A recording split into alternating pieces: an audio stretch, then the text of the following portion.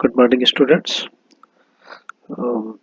First year honours के statistics में हम आज वापस स्टार्ट कर रहे हैं। स्क्यूनेस को हम आज यहाँ समझेंगे। स्क्यूनेस क्या होती है? तो स्क्यूनेस जो है वो वैषम्य कहलाता है, और स्क्यूनेस जो है वो डिनोट करती है कि जो भी आपकी फ्रिक्वेंसी है वो सिमेट्रिक नहीं होगी। मतलब skewness denotes the opposite of symmetry, यानी जो सममित जो होती है चीज, सिमेट्रिकल जो होती है उससे बिल्कुल विपरीत चलता है, इसलिए ये स्क्यूनेस कहलाता है। सिमेट्रिकल क्या होता है, इसकी डेफिनेशन क्या है? A frequency distribution is said to be symmetrical when the values equidistant from the mean have equal frequencies.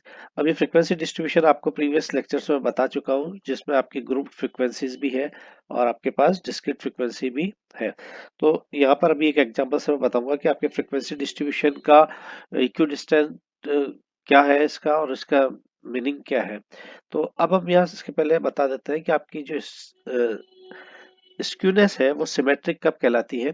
तो ये मैंने देखिए पहला एक ये लिया है, जहाँ पर मैं ये ले रहा हूँ, ये वाला जो मैं ग्राफ ले रहा हूँ, जिसमें मैं लिख रहा हूँ सिमेट्रिकल। यानी ये जो आपको मैंने बनाया है, ये मेरा क्या है कि जब मेरा इक्वल आ रहा है मीन, मोड और मीडियन। ये देखिए यहाँ पर मीन को मैंने एम से किया है, मोड को एम ओ से किया और मीडियन को एम डी से डिनोट किया है। तो जब यहाँ पर इक्वल आ रहा है सब जगह, ये देखिए यहाँ पर आपका मीन भी सेम है, मोड भी सेम है, और ये तीनों चीज सेम आ रही है इस जगह। तो ये वाला जो ग्राफ यहाँ पर मेरा कहलाएगा, ये कहलाएगा मेरा नॉर्मल कर्व और सिमेट्रिकल स्क्यूनेस और नो स्क्यूनेस। इसको तीन तरीके से हम पढ़ सकते हैं, जहाँ पर मीन बराबर मोड, मोड बराबर मीडियन हमारे पास हो। तो ये कब कहलाएगा? जैसे देखिए मैं एक यहाँ पर एग्जांपल ले लेता हूँ, जिसमें मैं फ्रीक्वेंसी डिस्ट्रीब्यूशन को इस तरीके से लिख रहा हूँ। देखिए इस ग्राफ के लिए लिख रहा हूँ मैं फ्रीक्वेंसी डिस्ट्रीब्यूशन। ये मेरा x है और ये इसकी फ्रीक्वेंसी इसके करस्पॉन्डिंग। ये 1 पे 10 है, 2 पे 15, 3 पे 30 और 4 पे 50, 5 पे वापस 30, 6 पे 15 और 7 पे 10। अभी देखिए इसका फर्स्ट और लास्ट, लास्ट और फर्स्ट सेम फ्रीक्वेंसी, ये अगेन फ्रेम सेम फ्रीक्वेंसी, ये सेम फ्रीक्वेंसी आ रही है। तो यहाँ पर इस वाले में आप देखिए कि ऐसे बारंबारता बंटन जो है ना, फ्रीक्वेंसी डिस्ट्रीब्यूशन, ये जो मैंने एक फ्रीक्वेंसी डिस्ट्रीब्यूशन लिखा है, ये मेरे पास क्या है, इसमें मीन भी सेम आएगा, इसका मोड भी सेम आएगा और इसका मीडियन भी सेम आएगा। यानी हम अगर इस फ्रीक्वेंसी डिस्ट्रीब्यूशन से अगर हम माध्य निकालें या माध्य का निकालें या बहुलक निकालें, इन सब का मान मेरे पास क्या आएगा, सेम ही आएगा। जैसे मैं यहाँ अगर बहुलक की बात करता हूँ, तो यहाँ पर मेरे पास कितना है, 50 आ रहा है मैक्सिमम जो है वहां पर। और इसी तरीके से अगर हम मीन निकालते हैं, तो जरा मीन भी निकाल के देख लेते हैं कितना होता है। फ्रीक्वेंसी को जोड़ दो और उसमें जितनी भी आपके आइटम्स है उसका डिवाइड कर दीजिए। तो देखिए 15, 15, 30, 30, 30, 90, 90, 100, 160, 160, 160 हो रहा है, चेक कर लो एक बार फिर। 15 और 15, 30, 30, 60, 30, 90, 100, 150, 160, 160 में हम कितने का, 7 का भाग दे दीजिए। वो आपके पास क्या आता है, मीन आता है क्या। और फिर जब हम ये निकालेंगे, और उसी से मीन, मीडियन और मोड हमारे पास आ जाएगा, तो ये हमारे पास सिमेट्रिकल स्क्यूनेस आ जाएगी। अब जब हम ये देखते हैं नेगेटिव स्क्यूनेस क्या होती है और पॉजिटिव स्क्यूनेस क्या होती है, तो उसके लिए मेरे को यहाँ पर एक डिस्ट्रीब्यूशन लिखना पड़ेगा। मैं क्या लिख देता हूँ, या तो मेरे पास वैल्यू है x, उसके करस्पॉन्डिंग मैं यहाँ पर, ये तो मेरे पास x है, इसके करस्पॉन्डिंग मैं फ्रीक्वेंसीज लिख रहा हूँ। फ्रीक्वेंसी a की फ्रीक्वेंसी, b की फ्रीक्वेंसी और c की फ्रीक्वेंसी। 2, 5, 8, 11, 14, 8, 11, 14, 17 और 20, ये मैंने यहाँ पर लिखा है। ये 17 है, 17 और 20। यह है 40, फिर है 10, सॉरी 15, 30, 15, 30, फिर 50, 30, 15 और 40। ठीक है। और यहाँ पर मैं लिख रहा हूँ 5, 60, 45, 20, 20, 15, 10, 10 और 5, 5, 60, 45, 20, 15 और ये, और सी में लिख रहा हूँ 5, 10, 15, 20, 45, 60 और 5। ठीक है। तो हम जब इसको टेबल को देखते हैं तो हमारे पास फर्स्ट ए फ्रीक्वेंसी के लिए जो मेरे पास आता है, इस ए फ्रीक्वेंसी के लिए मेरे पास जो स्क्यूनेस आती है वो आती है मेरे पास सिमेट्रिक। यहाँ पर मेरे पास देखिए सिमेट्रिक वाली आ जाएगी। क्यों? क्योंकि मैंने जस्ट अभी ऊपर भी एग्जांपल लिया है जहां पर ये देखिए ये सेम आ रहा है, सिमेट्रिक वाला आपके पास आएगा ए से। अब जरा हम बी की बात करें। बी वाले में हमारे पास क्या है, फ्रीक्वेंसी ये वाली है, तो बी में हमारे पास जो आएगा वो हमारे पास आएगा नेगेटिव स्क्यूनेस। वो कैसे आएगी, उसके लिए हम पहले इसको देख लेंगे कि यहाँ से मीन, मोड और मीडियन इसका निकालेंगे। अगर वो हमारे पास मीन जो है वो इस रूप में आ जाए, यानी ये आपके पास बन जाए मीन, मोड और मीडियन का ये वाला रूप बन जाए, जहां पर आपके पास मीन जो है वो मीडियन बड़ा हो और मीडियन से मोड बड़ा हो, तो ऐसा जो आपके पास आएगा स्क्यूनेस वो नेगेटिव स्क्यूनेस कहलाएगा। और नेगेटिव स्क्यूनेस क्या होता है, जो कर्व है वो लेफ्ट हैंड साइड का झुकाव ज्यादा देता है और राइट हैंड साइड में आपको जो झुकाव है वो एक सिमेट्रिक रूप में दिखता है।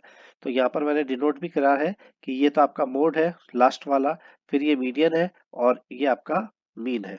ये सारी वैल्यू अपन फॉर्मूले से निकाल सकते हैं और फिर हम ये देख सकते हैं कि कौन सा ज्यादा है और कौन सा कम है, क्योंकि इन सबकी वैल्यूज न्यूमेरिकल वैल्यूज में निकलेगी।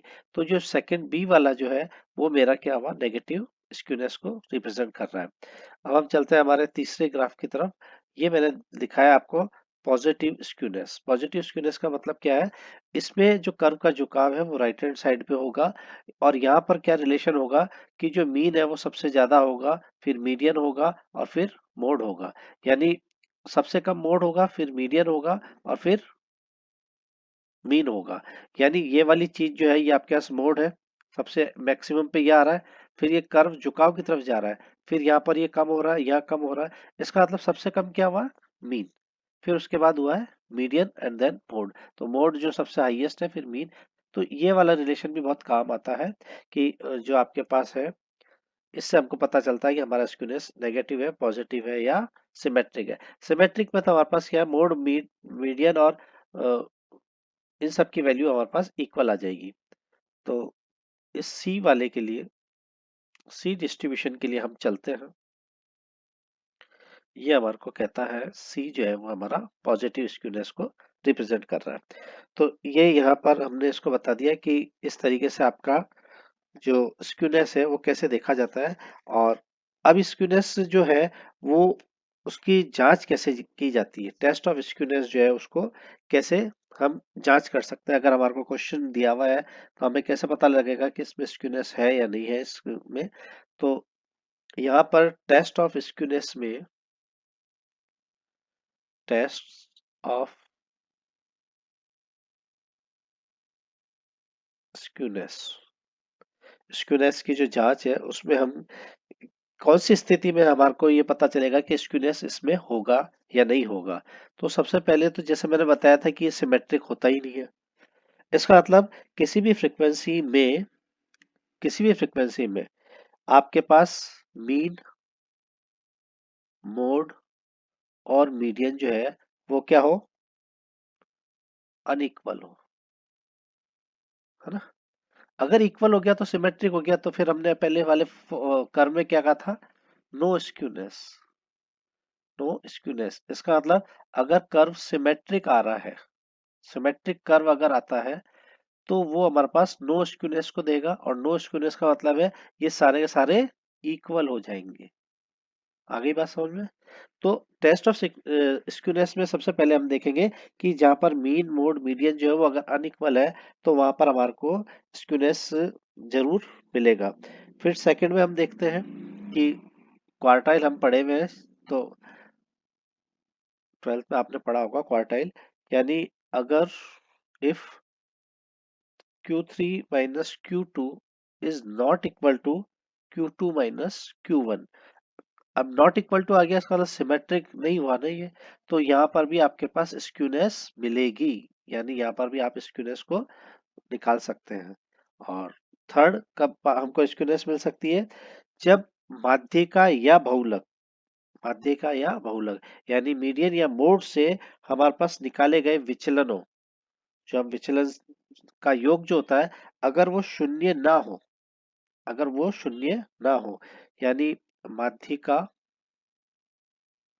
माध्यिका या बहुलक किसी भी एक से निकाले गए विचलनों, विचलनों का योग शून्य नहीं होना चाहिए हो, तो हमको स्क्यूनेस मिलेगी, स्क्यूनेस मिलेगी। ठीक है। और फोर्थ जो है वो बड़ा इंपॉर्टेंट है, जब विषम केंद्रीय आघूर्ण, विषम केंद्रीय आघूर्ण जो है वो शून्य नहीं हो, यानी हमारे पास विषम केंद्रीय आघूर्ण क्या होता है, जिसको कि हम सेंट्रल मोमेंट भी बोलते हैं। हमने स्टार्टिंग में जब पढ़ा था उसमें सेंट्रल मोमेंट पढ़ा था। सेंट्रल मोमेंट अगर आपके पास इक्वल टू जीरो नहीं हो, सेंट्रल मोमेंट जो होता है वो क्या होता है, समांतर माध्य के प्रति लिया गया बंटन आघूर्ण होता है, जो हमारे सबसे पहले वाले हमने लेक्चर में बताया था। तो विषम केंद्रीय आघूर्ण, सेंट्रल मोमेंट, विषम केंद्रीय आघूर्ण is not equal to zero, यदि शून्य के बराबर नहीं हो तो हमारे को फिर से स्क्यूनेस मिलेगी। ठीक है। तो ये तो वो है जबकि हमें टेस्ट से पता लगता है कि हमारे पास स्क्यूनेस आएगी या नहीं आएगी।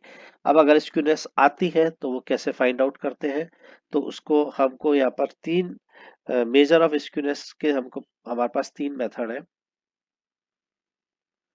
Major of skewness, major of skewness में हम तीन तरीके से निकाल सकते हैं। सबसे पहले तो मेरे पास है Pearson's major of skewness, Pearson's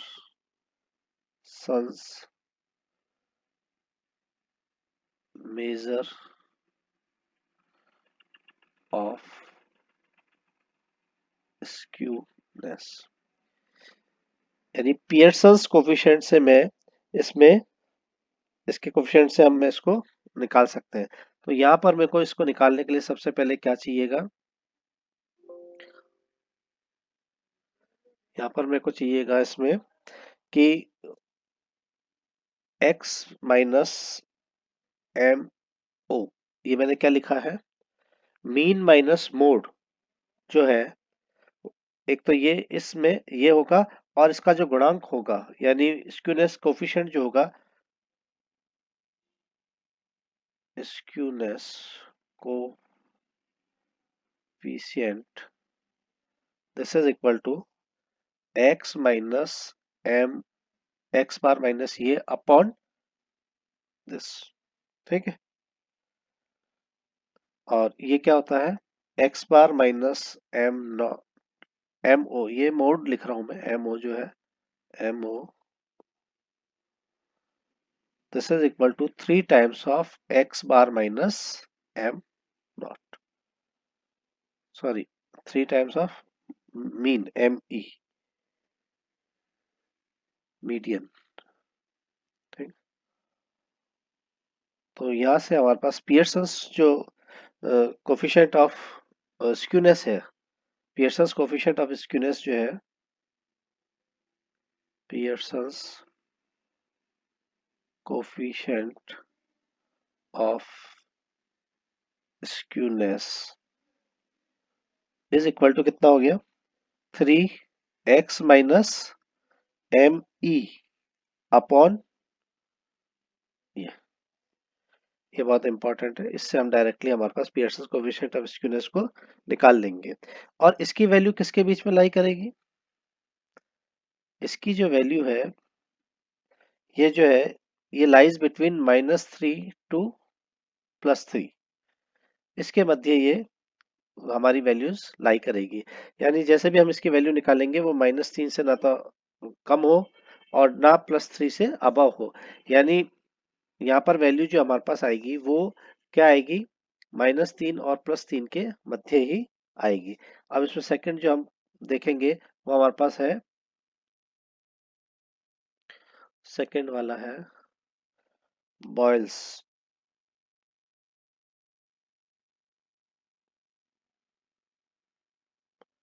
boils measure of skewness.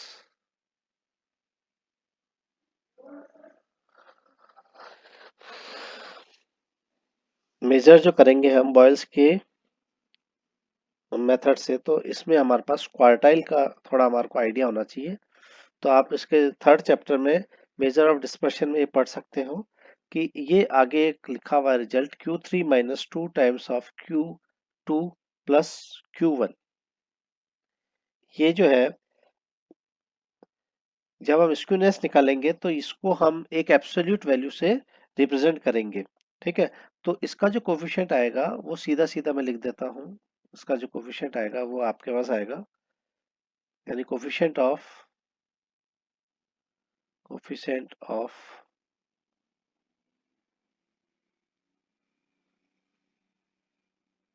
बाउलेज skewness, तो वो आ जाएगा, this is equal to Q3 minus 2 Q2 plus Q1 upon Q3 minus Q1।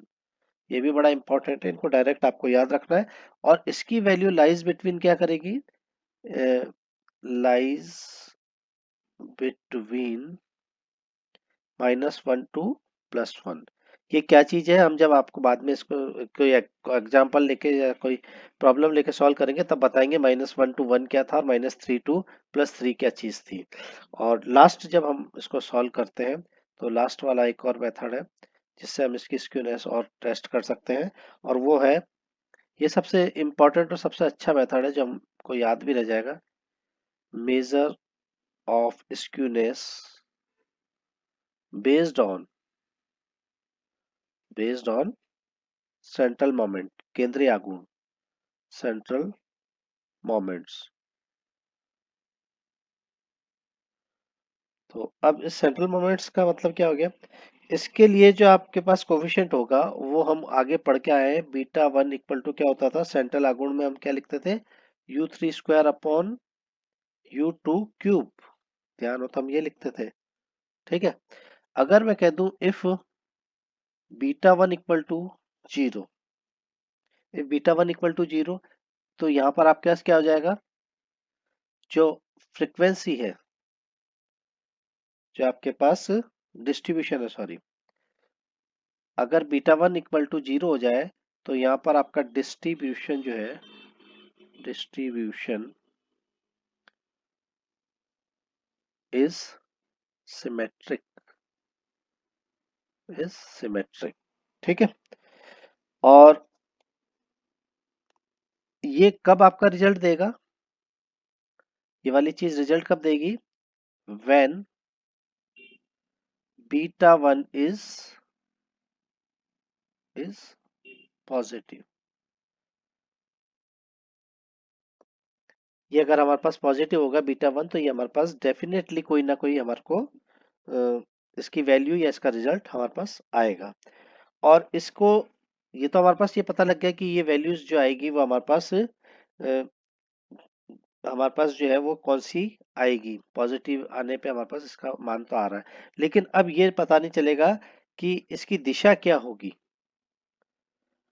मतलब इसकी दिशा का मतलब है, इसका जो हमारे पास चिन्ह आएगा जब हम इसको सॉल्व करेंगे कि नेगेटिव आ रहा है या पॉजिटिव आ रहा है, वो किससे आएगा हमारे पास, वो आएगा हमारे पास इस वाले से। क्योंकि अगर आपने ध्यान दिया हो तो हमने इसको पहले बताया है, गामा 1 जो कि आपके पास पियर्सन्स कोफिशिएंट को लिखते थे बीटा 1 अंडर रूट में लिखते थे, और बीटा 1 को अभी मैंने जस्ट लिखा है ऊपर, तो ये यहाँ से ये कट जाएगा इसका, और यहाँ क्यूब था ना, तो ये 3/2 हो जाएगा। अंडर रूट लिया ना अपन ने, ये आ जाएगा।